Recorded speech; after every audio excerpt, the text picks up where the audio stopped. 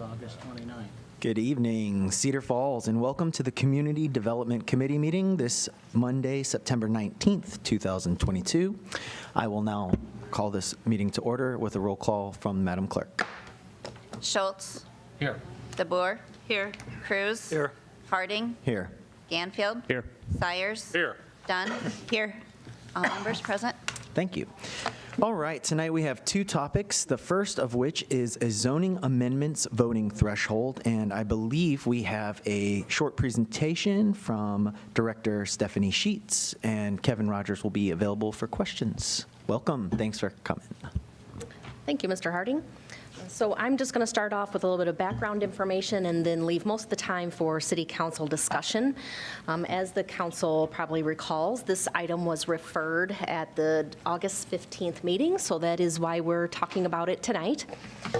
For tonight's agenda, the items that I plan to go over include talking just a little bit about our current ordinance requirements, a little bit about that history, because there has been some previous discussion about it, so I thought that might be interesting to share.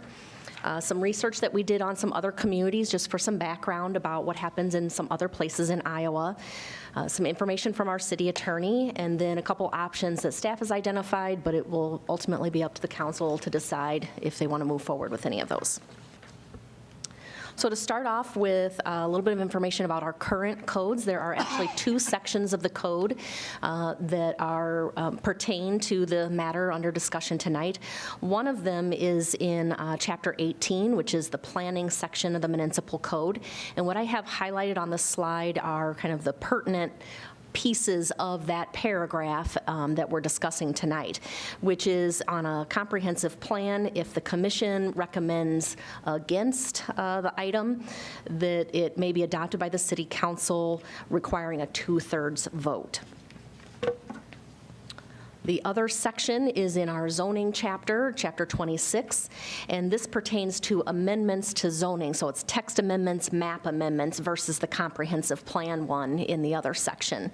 And that also has a 2/3 majority requirement if the Planning and Zoning Commission has recommended denial. So a little bit of background.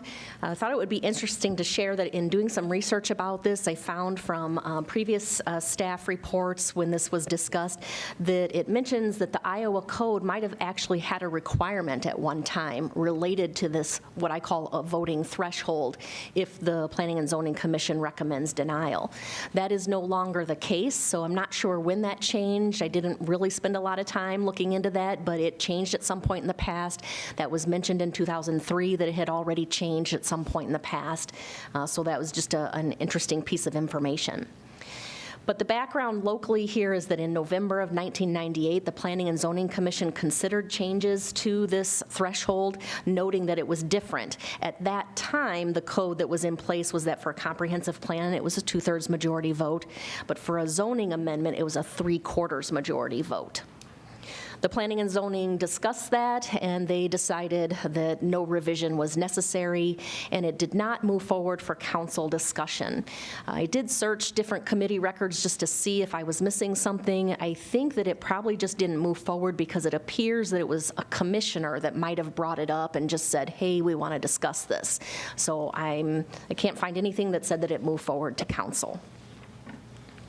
But then it did come up again in 2002, and the Planning and Zoning, and it seems to have come up related maybe to a case that item was not mentioned specifically, but maybe sometime in 2002 or maybe 2001, there might have been a controversial issue, and that prompted some discussion, is what it appears here, by 2002.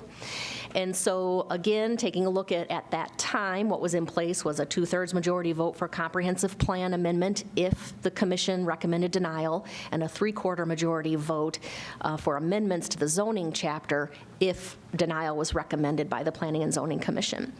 So the commission reviewed that, and their recommendation was to maintain the 3/4 voting threshold in the zoning chapter, but then increase the other chapter on the comprehensive plan from the 2/3 to a 3/4 majority vote, so that things would be consistent. So there was an acknowledgement that having consistency in these two sections would be pretty important, and that seemed to be the goal. There was quite a bit of council discussion on this, as I've noted on the slide. It was at the Community Relations and Planning Committee for 3 different meetings from February to April, then moved on to City Council agenda, where there were 2 ordinances pertaining to each of the 2 chapters that we're discussing that were ultimately passed, allowing a simple majority vote on either one of these matters. Interestingly, on that same agenda, there was an ordinance related to a 2/3 majority vote, and since the other 2 ordinances for simple majority passed, that one was tabled. But then the mayor vetoed what the council action was, changing it to a simple majority. The council then considered that and was not able to override that veto. And so then that tabled ordinance of the 2/3 majority was removed from the table, brought back for voting at that same meeting. All 3 readings, they suspended the rules, and all 3 readings happened, and it was passed unanimously to have a 2/3 majority vote from council. A little bit of research that we did, we looked at 7 other communities in Iowa. This table tries to summarize that pretty cleanly for you about, is it a text or a map amendment? It's interesting that in Des Moines, it is split. When it's a text amendment, you can see that no supermajority is required, but if there's a map amendment and the Planning and Zoning Commission recommends denial, it's a 3/4 majority vote by the council. Also interesting to note that Iowa City, if the P&Z recommends denial and the council disagrees with that, then a joint meeting needs to occur to discuss it and come to hopefully some consensus about that. The legal opinion that I have on the slide here is about the process to make the change to the code. So anticipating that would be a question, well, how does this move forward if the council wants to make a change? It's a simple majority vote to eliminate the current code of ordinance 2/3 majority vote by council in the event that the Planning and Zoning Commission recommends denial. So that would be the type of vote from the council to make changes to the ordinance. So with that, the actions that staff identified, the possibilities are no further action. Another one might be to direct staff to draft an ordinance for simple majority on both Section 26-4C and Section 18-23.5. You could ask the Planning and Zoning Commission for their input about this, or there could be some other action or direction to staff. All right, thank you. I will now open it up to council for questions or thoughts, and we can go ahead with the discussion. I have a question. Yes, ma'am. In the studies that you did, Stephanie, did it cite any of the reasons for or against this, the number, the 2/3 or 3/4? Or did it not say that in any of the minutes? You mean like what the reasoning was from the Planning and Zoning Commission about the 3/4 versus the 2/3? Or what the pros and cons would have been? I'm not remembering, I have copies of all the minutes here, but I'm not remembering any discussion of pros and cons. I'd have to look through the staff report that was written at the time. And refresh myself. Sorry, I don't know off the top of my head. Other council members? Chairman Simon. Yes, sir. Councilmember Sires. Chairman Simon. My question is, we know that the council has to vote 3/4 to overrule. What about such as the case of the development which is on West First Street next to Thunder Ridge, where they unanimously voted to not have the road in behind there to develop the first lots? And then city staff overruled that and said, no, we're going to have that street in there. I just wonder how that plays into this whole mess when city staff can overrule planning and zoning, but us, the elected officials, can't. Could somebody Mr. explain Sires, that? Could you explain that to me? I sure can. Okay. I think you're pretty inaccurate there. There was if I remember correctly, when I researched it, it was a 5-2 vote that they wanted to move forward. And so there was a development agreement that was sent to the developer's attorney, and they have admitted that the ball's in their court, and they just haven't brought anything forward yet. So city staff did not override anything. Okay. So again, that's just false, and I that's sat not there. proper. Gentlemen, I sat there and listened to that. Point of order. Oh, This is not what we're here to discuss. I appreciate it. It's a lie. Let's focus on the zoning amendments voting threshold and keep the conversation to that. So if we want to talk about the other stuff, we can make a referral later and talk about it. But I'll open it back up to another council member or any other council members. Yes, sir. Councilmember Cruz. Thank you. Going back to my initial comments when I brought this referral forward, by requiring a supermajority vote, you're allowing the minority to control the majority. And that was the primary point of this, along with the fact that planning and zoning is appointed, and council, as elected officials, hear everything from our constituents throughout the city, and would seem to have the possible more of an updated viewpoint from our citizenry onto why we choose to not follow planning and zoning and just go with a regular majority. I'll jump in and then hand it over. I've thought about it a lot, and I think that with everything, this is a check and a balance. And honestly, the 2/3 vote to go against planning and zoning just ensures a 5-2 vote, right? Is it three? It's not 3/4, correct, Kevin? It's 2/3. So 5-2, a 4-3 vote in any way is always contentious. It can flip-flop back and forth. The need for a 5-2 to overrule or go against planning and zoning, it actually creates more stability.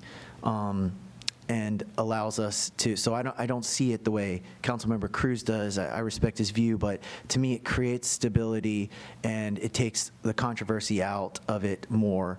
Also, the other thing is I would question, I've thought about it from a policy standpoint. Are we here to change this policy, or it's an ordinance? Are we here to change this ordinance and policy truly to correct an issue, or are we more focused on one issue?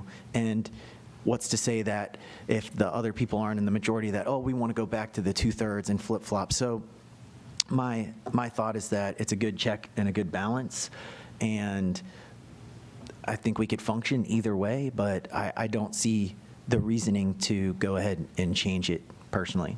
I'll open it up to other council members. I have another question. Yes.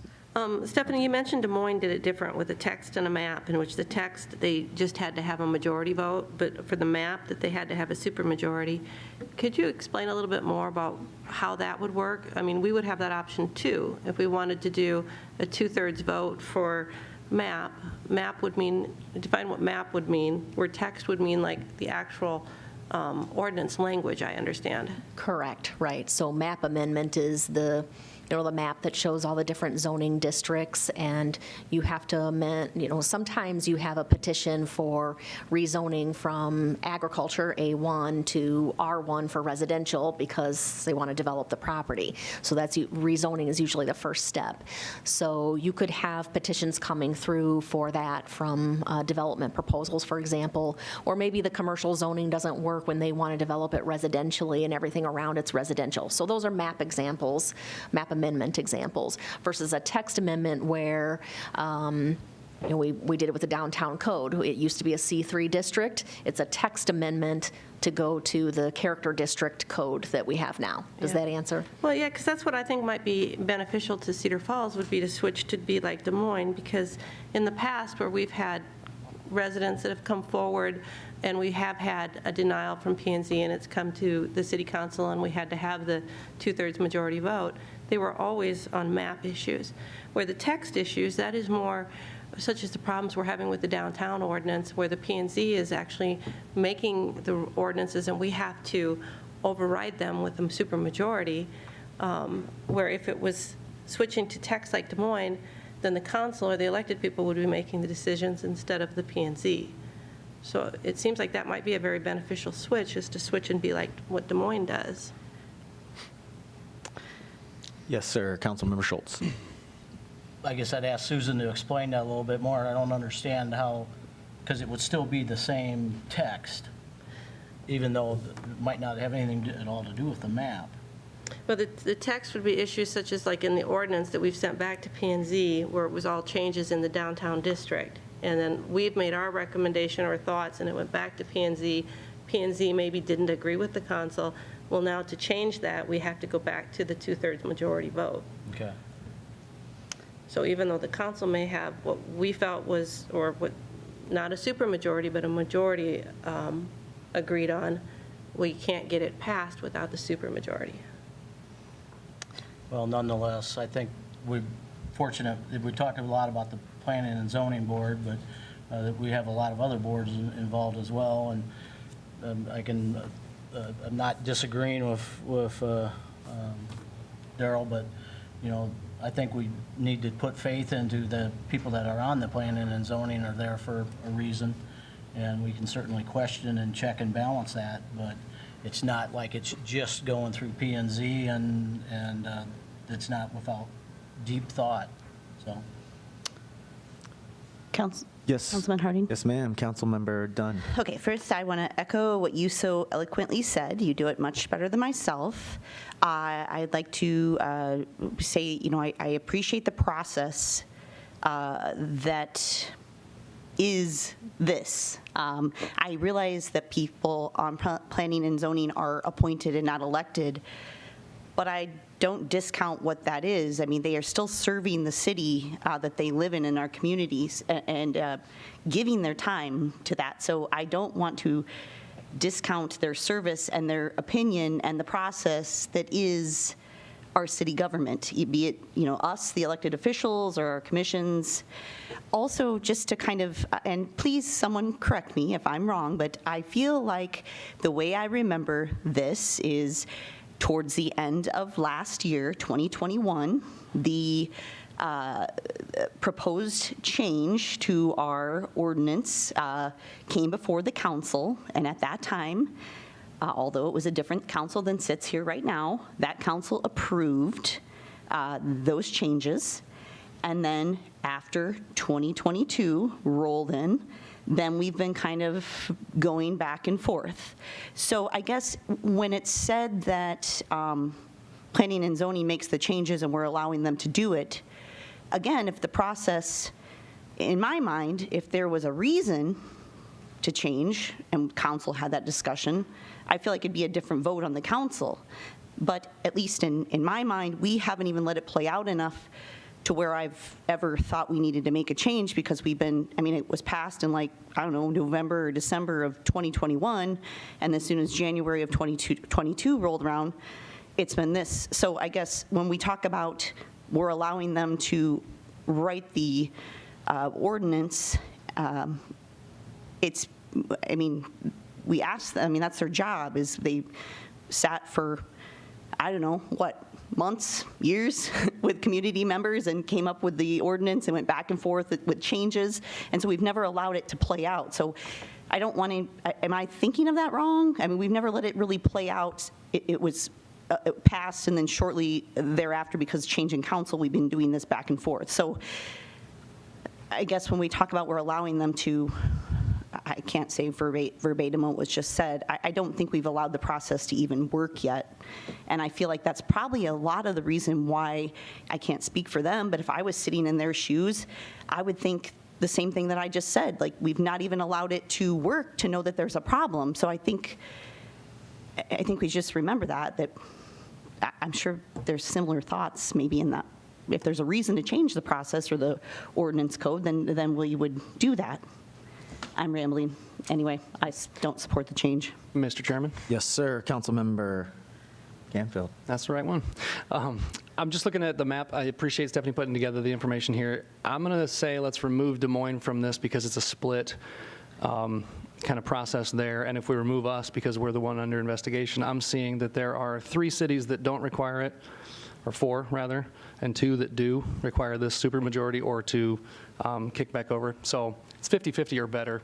Take your pick from that kind of insight. If we're removing all of the last year election cycle contentious issues, if we're removing any of that from this, I'm looking at it just from a pure policy standpoint. This is the only commission in our town that is not a recommending body. They have certain authority because of this threshold for the vote. I'm curious why that is. I think I was interested when Attorney Rogers had said something about that. Planning and zoning is a valuable asset. Every member on it is a valuable asset. I ran into Chairman Leeper at the grocery store the other day. We're very cordial. I want us to work together a lot better and dispense with all the distrust that comes with playing politics. To work together Whether they're a recommending body or a body that has to be overruled is irrelevant to me. It comes down to people skills, being able to work together better. From a pure policy standpoint, this is the only one that's not a recommending body. We're less than 50% of other cities that we compared to that don't do it this way. So I guess I'm in favor of saying, I get the stability standpoint here, but this would be what serves our city best, regardless of what group or ideology happens to be in charge at the moment and have the majority. You may say, well, if the other side doesn't have the majority in 2 years, well, that's what this policy change could safeguard, so that there isn't that kind of craziness. And so if there is a split vote, we actually have to do better work to work together instead of being divisive about any approach. So I'm also rambling, but I think I'd be in favor of seeing a joint meeting with our commission and our council so that we can actually talk together and work together. We're all citizens of the same city with hopefully the same goals. There would be no reason that we can't work together better. And having viewed many of the planning and zoning meetings, there's not a togetherness. You can watch it in any of the recent ones on this topic. We can fix that. You know, we can work together here. So I guess I'd be in favor of looking at that option. Or as Stephanie had mentioned, there's another option there to direct staff to draft an ordinance. I'd be in favor of a simple majority and they become a recommending body where we still say thank you, wonderfully engaged citizens, for your input. I'll yield. Mr. Chair. Yes, Councilmember Cruz. Thank you. To the point that the council changed recently, it could very well have changed because of dissatisfaction with what was put in place with the 4-3 vote. So actions have consequences. So there could have been a desire to not proceed with what was implemented on a 4-3 vote. And I recall there was 6 or 7 attempts at the end of last year to modify, and there was really no discussion allowed to speak of, or no attempt to modify anything. And since then, after the first of the year, we have modified a number of components of it with good debate, good feedback from the public. So I think this will still offer stability. To Simon, to your point, that we don't need to have a supermajority. We have good, lengthy discussion on topics. And on another thought, if planning and zoning can see that a council decision is 4-3 that differs with what their decision is, they know if there's a supermajority in place, they have no incentive to modify, because they know that if it goes back with what they originally wanted, we're going to have 5-2. But if they know that a 4-3 might make a difference, then they might be inclined to discuss and modify yet again what was brought forward. So I like the ability to have a good give and take process, policy. So with that, I'd like to make the motion to take the second option, direct staff to draft an ordinance amending the Code of Ordinances to a simple majority in both sections 26-4 and 1823. Second that. Second? All right. I'll open it up for discussion on the motion from council. I'll also we'll have some public comment since there's a motion on the table, so we'll get there in 1 second. Mr. Chairman? Yes. I think I'd like to see if Attorney Rogers has any off-the-cuff comments on that moving to a recommending body. I don't know that you have anything to actually enumerate more than what we're already looking at. Just making sure there was prior code that said you had to do it this way, and I want to make sure that if you've taken a look at it, if there's any advice you'd give on this. I'd offer a couple things. First of all, P&Z isn't the only board or commission that has sort of quasi-independent power. Civil Service Commission does. Board of Adjustment does. An appeal from the Board of Adjustment goes directly to district court. So that's really powerful. P&Z is definitely still a recommending body. It's just a threshold that council's imposed on itself if it disagrees with the P&Z. P&Z does have a role to play by Iowa code. It must be constituted and must consider changes in zoning regulations. And so I think Stephanie's right. At one time, there were thresholds that were imposed by the Iowa Code for supermajority if councils disagree with P&Z recommendations, but those went away in the past. Take that for what you will. Apparently, the legislature decided maybe that it didn't want to impose such a supermajority requirement on cities. Many cities have changed to reflect that. Some haven't. And from my standpoint, it's one of those things where this is a governance issue, and this is council's decision to make what it wants to impose on itself, and that's what you'd be doing to decide how it treats recommendations from P&Z. Appreciate that. Thanks. Any other council members before we open it up for public comment? All right, I'll open it up for anyone in the public that wants to come forward and speak about the motion or about this issue in general. Name, address for the record, please. Thank you. Jim Brown on behalf of the Cedar Falls Economic Development Corporation. We're at, we office at Gravitate Space at 2nd and State. Early this year in the discussions about form-based zoning downtown, one benefit that was conveyed was how it's going to streamline the development process in the city, and it does need streamlining. The idea at that time now is the planning and zoning isn't needed for as much oversight, and in fact, the commission has voted in favor numerous times of what's been before them. Yes, you folks are the elected officials. You make the decision as a body. You're the decision makers for the community. I did hear a couple of previous folks, part of the wisdom behind this high threshold is, in the override for P&Z, is to try keeping politics out of zoning. And there's wisdom in doing this, as it seems politics has indeed crept into our decision-making process. The past 8 months of stalling, referring, and filibustering is proof of this. I have to ask, where is the great emergency for this change? I know from 2016 to 2020, an override of P&Z happened exactly twice. Where is the rush in this? And again, earlier this year, at least 3 council persons stated how important planning and zoning members are, how to respect their decision-making process, and how we need to keep good people on planning and zoning to keep a consistency on that commission. In other words, they were placed as a high priority, as they should be. Now it seems the same council members are backtracking and making it easier for a council to override what this group decides. 4 of you have been stalling a final decision, but you need 5 to get what you want. So instead of allowing the zoning to finally move forward, you've been giving the endless referrals back into P&Z, sometimes even duplicating or giving no direction to planning and zoning members for their consideration. And that hasn't worked, so now you just want to change the rules of the game, and that's not good. It does not make Cedar Falls look good. Last month, there was a compromising effort offered by 3 council persons to eliminate the shared parking, the very thing holding up what was passed some months ago. Unfortunately, that was not reciprocated. In fact, there were further demands towards commercial property parking. 2 of you voted to not even talk about a parking ramp, which is part of the solution, and even more referrals back to P&Z to delay the passage. It seems we've actually lost our ability to compromise.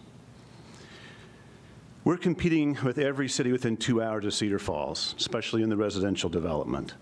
There are developers in Northeast Iowa that are developing, but it's in Des Moines, Independence, Jessup, Hudson, Dike, Waverly, Des Moines, Waterloo, and other places, including Wisconsin, Illinois, and Minnesota. I can tell you firsthand, the development world and the business world is just looking for consistency. I beg you to remove these barriers placed on development the past 8 months. Let's move on. Otherwise, I do hope Mayor Green has a veto pen ready if this makes it out of committee. Thank you very much. All right. Any other members of the public wish to speak on this issue? I'll say a couple other things.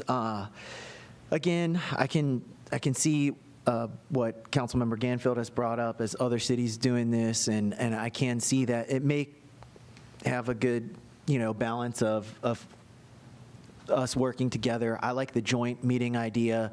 I'm still not in favor of the of removing the supermajority. I do feel like it takes the 4-3 vote away, which is a controversial vote. It can flip-flop at any time. The other thing that does worry me is the fact that we're talking about site plans, and we're taking power away from P&Z if we don't do the site plans, and so we sent that back. And but this is also taking power away from P&Z, so it's kind of like have your cake and eat it too. And it just seems to me that we are trying to develop policy based around politics. We're all guilty of politicking, myself included, because that's what this is, politics. But I don't want to get in the habit of creating policy around it. I like the 5-2 because it's more solid. It's less controversial. So that's just my 2 cents on it, and I'm sure everybody, if we need some more thought around this motion, I'm ready to go ahead with a vote if council is. Anybody else? Last words? All right. So the motion on the table is to, you got my back? Thanks. Yep. Direct staff to draft an ordinance amending the Code of Ordinances to a simple majority in both sections 26-4C and 18-23-5. All right. And this requires a voice vote. All in favor, say aye. Aye. All opposed, nay? Nay. Nay. All right. So it looks like it passes with 5-2. Hey, at least it wasn't 4-3. All right. That ends that. This basically means that it's going to go out of committee and to staff. They're going to draft ordinance, and then it will come before council. So it's not the last time, just for the public to know, this is not the last time that we will talk about it. It will have to come before council in an ordinance form. So thank you for the communications and everybody that spoke. And we're going to go back to Director Stephanie Sheets for a downtown public restroom study. We are ready when you are. All right. Thank you, Mr. Harding. All right, next topic. So this item was referred by the council on July 18th with a request to discuss whether a public restroom study in the downtown is warranted. So I thought it might be helpful to provide just a little bit of background and then leave it for council discussion at that point.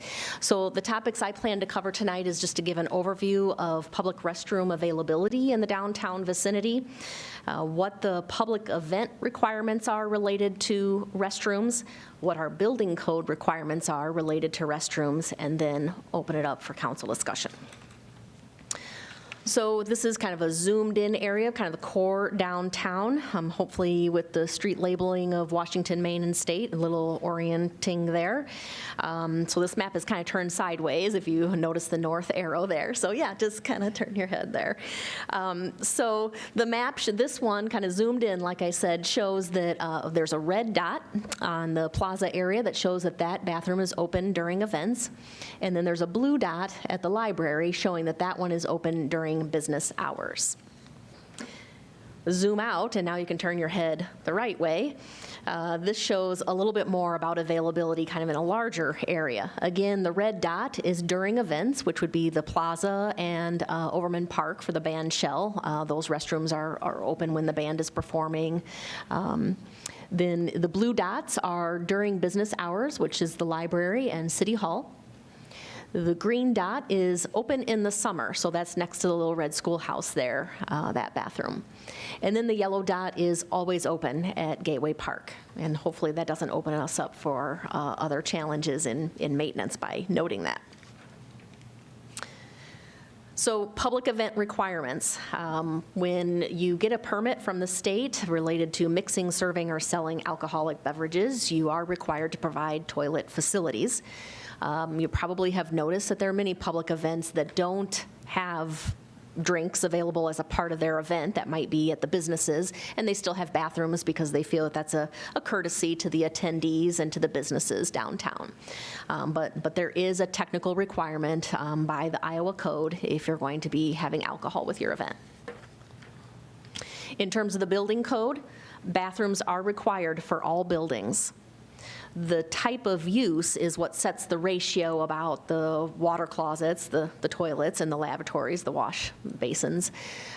So that, it varies, restaurant to office use to number of occupants, lots of different factors. There's a nice table in the building code that goes through all of that. And it does require that all buildings open for customers, patrons, and visitors make their bathrooms available to such individuals. So if you go in there to buy something or whatever you might be doing in the business, you should have the availability of their facility. So with that, I will stop my overview and leave it for council discussion. Mr. Chairman? All right. Yes, Councilmember Ganfield. No, go ahead. I wanted to get clarity real quick on that last bullet point, all buildings are open for customers, patrons, and visitors. What ordinance defines that visitor, and how loosely or explicitly do we need to define that? I guess I don't have the definition for visitor, but I was going to read the section of the code if you wanted. As long as you have the code, that'll be helpful. Yep, this is the 2021 International Building Code, section 2902.3, employee and public toilet facilities. Do you want me to read it? That's our guide, though, for new Yep. building. Yep. Obviously, there could be some that were built yesterday. Yes, renovations of buildings, then it becomes a little bit more, how do we work together in order to accomplish it? But again, it's use-driven, so sometimes I would bet that there are probably businesses that have opted not to go to like a restaurant use, for example, because they can't meet the toilet requirement. Gotcha. Okay. I don't know for sure. That's my guess. All right. Other council members, or did you have more, Councilmember Ganfield? I'm just trying to assess if a restaurateur says restrooms are for paying customers only, that's legal? Yes. Okay. Because visitors, to me, doesn't say you have to buy something. That's all I was clarifying. Yeah, they could put, you've seen probably businesses put up for patrons only type of thing. Yes, by code, that's what they're required to provide. Okay. Councilmember? I appreciate this conversation because it's awful to not be able to find a restroom when you need to go or when you have little kids or things like that. I think about sometimes like, people who aren't from our community, and for the most part, I don't know that I've ever had a problem accessing a restroom when I need to in our downtown, but I do think about when I've traveled to other places. And for instance, there's a place across the river in Illinois that's kind of, I would say, similar to us. I wonder, because I know, I think there's signage in their downtown, because they do have a restroom in their old depot that I think is also their visitors center. And I don't know that it's open at all hours of the day, but obviously it's open during business hours. I wonder, could maybe a start be just, would signage saying that there is a public restroom in our library available if needed? Would that be helpful to anyone? Because I wouldn't know. I mean, and you wouldn't know maybe if you're not from, I don't know that even if you are from Cedar Falls that you think about going to use, I mean, it is a public restroom, so we can all use it even if we're not coming in to check out a book, correct? Yes. There's an example in Pella where they have posters in some of the business windows that you can scan a QR code and find out where public restrooms are. So that might be kind of in line with what you're saying. Yeah. I mean, I think what it is the other option would be, I'm just speculating, is we'd have to budget to build a bathroom. And we got a lot of stuff that is being asked of us right now. So I don't know that that's a doable thing, but we could start with just making it more known where you could access something if you need to. Yeah, I would agree with that. The ability for us to budget and build a public restroom, taking the cost out, where would we do it? You know, we're at a limit for space. I think a good place to start would be, if we could figure out creative ways to incorporate the QR code, to incorporate information on where the public restrooms are. Just the graphic that we had up earlier in the meeting today, or when I saw the packet, I downloaded the packet, and I was like, oh, I was like, that's interesting. I never would have thought to go to the restroom there. I have not personally had issues with it downtown, like Councilmember Dunn. Generally, I'm, patronizing in the positive way a business downtown, and I've used it, or I actually have used the public facility at the plaza, which is, at least it used to have a sign on the door when you go beside Urban Pie. It does say public restrooms available. It did for a while. So anyway, I will allow other council members, but I think at the moment, I definitely would lean towards possibly creating a motion to, or ask, as I'm the presiding officer, I can't, some creative way for staff to look at QR codes and signage, but I'll open it up to other council members before we get there. Yes, Councilmember Cruz. Thank you. So I guess I have a question based on, Simon, your comments. Was the plaza bathroom at one time open 24 hours to the public, or No. ever? No, it wasn't. Part of our agreement with the developer was to have it open during events. Okay. Could I just clarify, because I feel like we might be thinking two different spaces. There's the restroom that is, and maybe we're not, but are you thinking of the restroom that's in the building that Urban Pie is in? Yes, Okay. to the side. If you go through the door and you walk around the side, it said, there used to be a sign, and I haven't been there lately, that said public restrooms. Sure. And you could go in that gravitate door or in through Urban Pie, walk around, and then walk, and it's just a hall, and there's public restrooms there. But I think the one that you are referring to is the one that is in the other building where the Adjacent to Donut the is. plaza, right. Yes, and you really don't notice that is a place to go into unless there's an event, because then it opens up, and I feel like it says on the inside of the door, public restrooms. That's what we're talking about for the public restrooms. Good clarification, exactly. That's the one I'm talking about. See, I didn't even know about that one. So I'm learning about where more restrooms are, which is a good thing. Yes, Councilmember Ganfield. I think I would be in favor of seeing if we can gain consensus here, since we've got a newly designed app and some things in that regard. If we could include parking direction as well as bathroom direction in a QR fashion for all of our downtown businesses. I don't know if Community Main Street would want to be involved in some of that, but that would be a huge help to visitors. I think in addition to that, I would go so far as to ask if we could get a recommendation from this group to ensure that we have ADA accessible bathrooms at all of our public facilities. That is a specific need. I don't know what the Iowa code is on restrooms needing ADA door openers and closers, but if we're in the community center, for example, you can get in, but you can't get into the restroom unless it's got an ADA door. So I guess I'd like to see that encouragement to staff to make sure that we have those in our public facilities as is today, and then again, that clarity on how to get to them and utilize them. Also, as far as QR codes and all that, technology's great, but and again, just shooting off the cuff, I would really like for us to solidify this down into a motion so it's clear for staff. Something that's less technologically savvy for people that may not want to use a QR code. Is there a way we can incorporate creative signage? And I don't know the answer how that would work, but just throwing that thought out there, because I learned of a new restroom today. So obviously I didn't see that. And it would be nice if, I'm sure there's others that don't know exactly that one's there. So creative signage that's not necessarily accessible only through technology. Councilmember Cruz.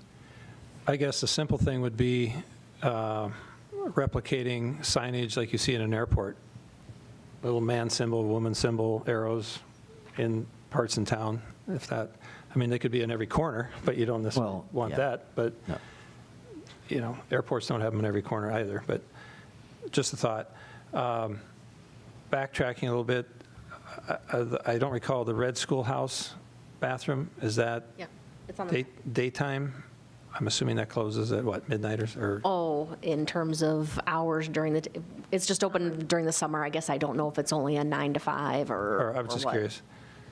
Because the one that was across the river, that's 24 hours, sounded like. Correct. Okay. And then the maintenance is Parks and Rec, take care of this, circulate Parks. through and Yep, dump the Parks. waste baskets, and, okay. So we have 24-hour facilities throughout the city in the parks. if we added one downtown, that would be 24 hours. I don't know if there's Maybe an idea for that, or, this could be a good example of some sort of partnership, because obviously building a new bathroom and space for a new bathroom is tough right now. Is there a way that we could collaborate with someone who already has a restroom that could be, and again, I don't know the answer, it might be tough, but I think there are a lot of great ideas. We keep throwing them out and keep talking, but possibly a broad motion of motioning to staff to bring forward to committee some creative ideas for another meeting that are options for creating signage and information about bathrooms. Again, I'm not trying to shut off the conversation. I think we're having some great stuff, but it seems like we have a wide array of ideas, and having a broader motion rather than a very specific one would be more applicable in this situation. But go ahead, Councilmember Cruz. okay. In that vein, I'd like to make a motion for staff to come forward with some creative ideas incorporating the comments we just had with several choices for bathroom options for downtown. Is there a second? Second. Okay. So it's a fairly broad motion that incorporates the ideas we were throwing around. What's feasible, I believe, is what we're looking for. What's possible, what's easy to do, what's not. Is that kind of what you're looking for? Yeah, and I guess there could be an option for no change, which is usually one of our choices anyway. But, yeah. It is. May I make one comment? Yes, go ahead, regarding Councilmember I'm not saying we can't have the conversation about this, but asking a private business to, things can go on in bathrooms that, let's just be prepared. There might not be anybody jumping on board to outside of their business hours, I guess is what I'm saying. I don't know if I'd be okay with that ask, because as a person who's cleaned many a bathroom in her day, I feel like that's a big ask. So let's not get our hopes up for that one. I'm not. My intent there was just to see if Right. maybe someone's watching this video and that's their dream. Right. I will say this as well. When we talk about our restrooms and our parks, the ones that our staff take care of, as a person who, they got kids and all the things, our bathrooms in our parks are always very clean and just have, they're very well taken care of. And I appreciate it. And every time I have the pleasure of visiting one, I think this is a great city. So thanks to our staff. That brings up a good point. I was thinking, because we have public bathrooms in Pfeiffer Park and stuff, is that something, I guess I would recommend that we include on the QR code or a map or whatever, if we do something, those are mentioned as well. Maybe it could even just be a citywide bathroom thing.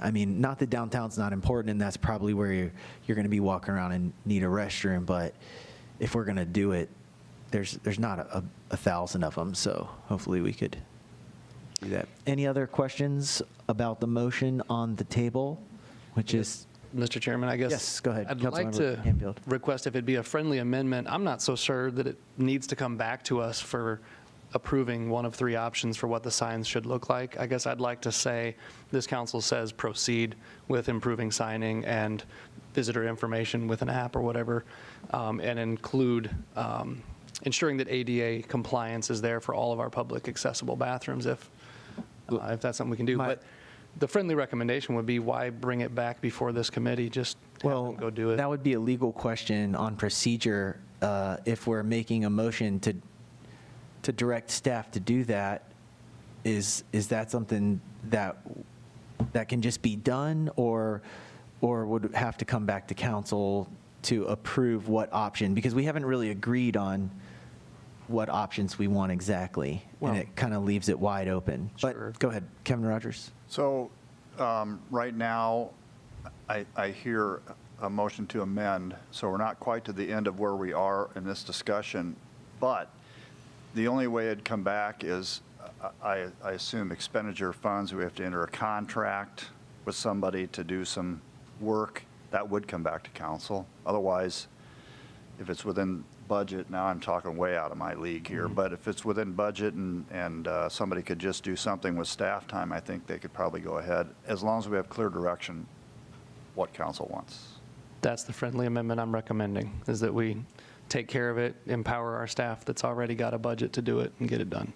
Well, I'm okay with that, going that route. I would ask staff, do you feel like this is something you could run with and make happen, or would you like to bring it back? What's your preference? I think there could be a couple different options. What we could do is come up with a solution, send it out to the council and say, hey, here's a solution that we're looking at doing. If we hear back concerns, we can always bring it back to another committee meeting and say, hey, if we didn't like this. There may be some other sharing options that would have to come back to the council with regard to some of those, so we could bring those back as well. So my question would be, if we have that understanding that it'll just kind of go forward and be sent out an email and see if we have, and then if there's obviously expenditures or agreements, it would come back to council. Do we need to amend the motion on the table if we all have that understanding? Or are we okay with just going with, I guess we would need to amend it.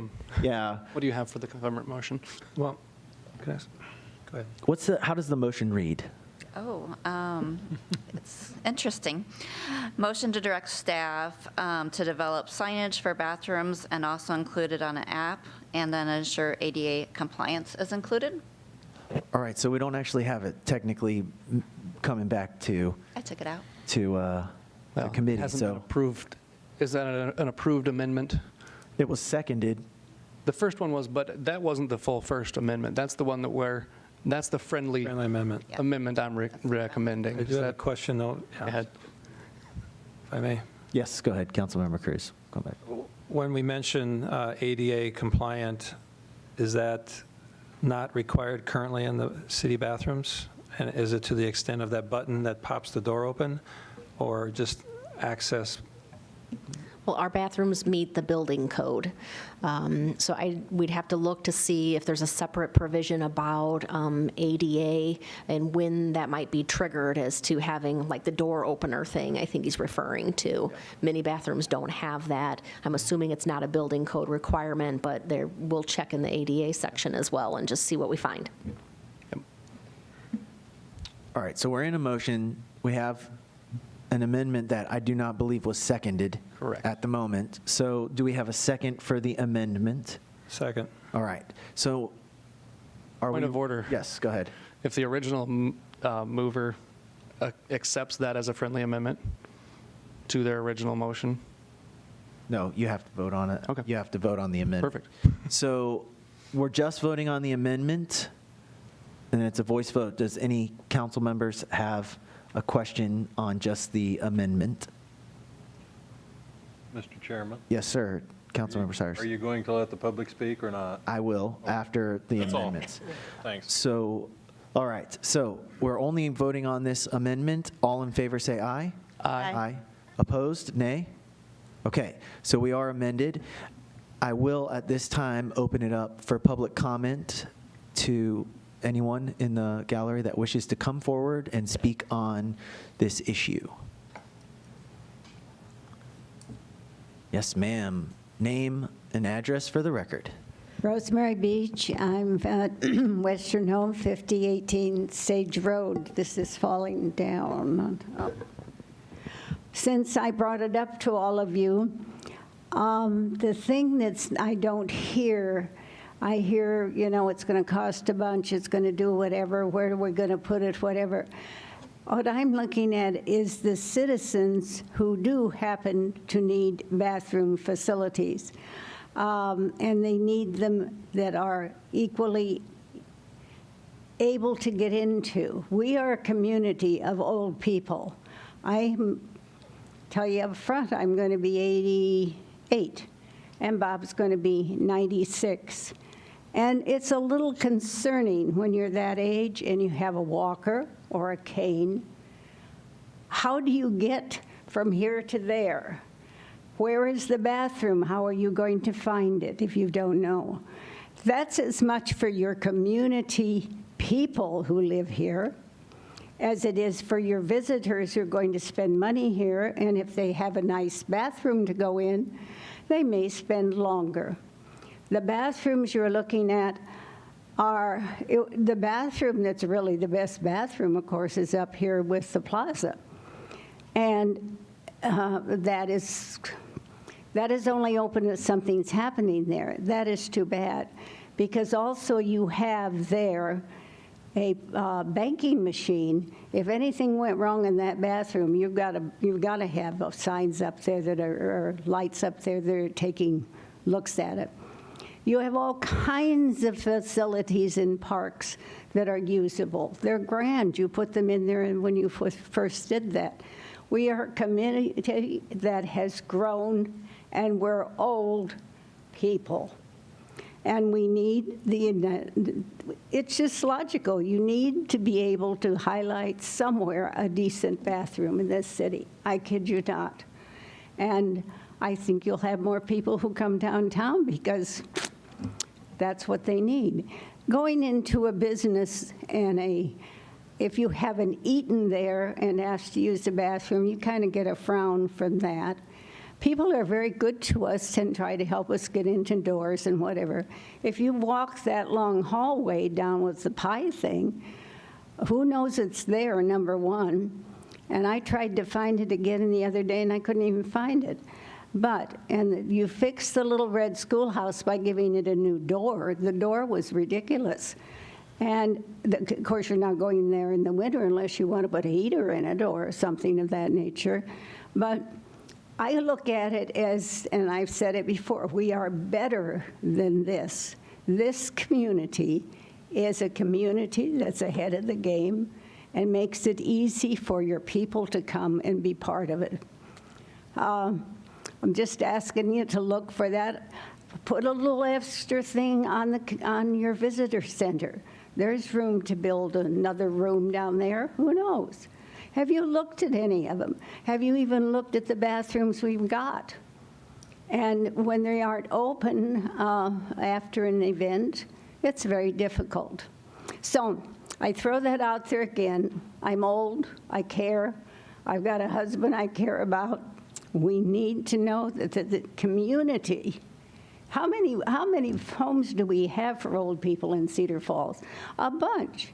And they'd like to go shopping and have it easy for them. We'd like to make it easy. So I'm here to ask again, look a little harder, find a little better, and give them a nice place to walk into and not feel like, ooh, I don't want to touch any of this. It's too bad. Okay, thank you much for even thinking about it. I thought it'd be really no-brainer, but there you are. What can I say? Thank you much, and keep looking. Thank you. Other people for public comment? Name and address for the record. Yes, Mayor Rob Green, City Hall. Hello. Usually I don't seek to comment on these sorts of things, but I do want to just make a note for clarification. I asked specifically not to be part, even as an ex officio member of the body, because I wanted to make sure that the council members had the ability to make decisions without undue influence. But I just wanted to note for the purpose of the committees being a recommending body only, it doesn't have the power to make final decisions. And I was thinking about this as you were making these suggestions. I'm okay with what's going forward here because as Mr. Rogers had stated, you're asking staff to develop a plan. If something needs to be implemented that is not in the budget or requires additional outside help, it's going to have to come back forward to council as a contract. But just know that in all of these meetings, I'm always going to preserve the role of the council in making these final decisions because I believe it's very important that the mayor stays in that process with veto authority. And so I'm not ceding that here in any respect. I just believe that what you're bringing forward would eventually come back to council if needed. So just to be aware of that. Thanks. Thank you. Any other members of the public wish to speak on this specific issue? All right, I'll bring it back to council for one final time. Right now, we have a motion on the table to start with signage and look at ADA compliance and creative solutions to get more knowledge out there about where the bathrooms are. And I think it's a great start. I I'm open to furthering the discussion at some more like goal setting to see if we've come up with more ideas on another location. But I think I'm comfortable with where we're at right now. Yes, Councilmember Cruz. Just a question for staff. It would be hard, I would think, to put up any signage without financing, and therefore, if we're spending money for something, it has to come back to council to approve that, does it not?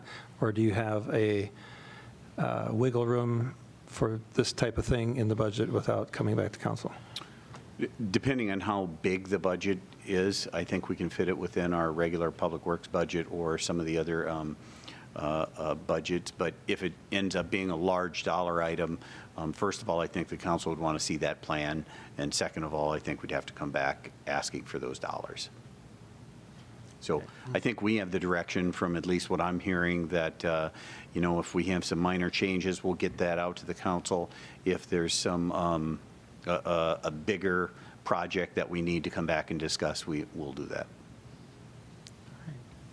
Anything else before we take our final voice vote? All right. The motion on the table. All in favor, say aye. Aye. Opposed? All right, that passes 7-0. And that will conclude our Community Development Committee meeting, and we will see you in about 8 minutes. This meeting's adjourned.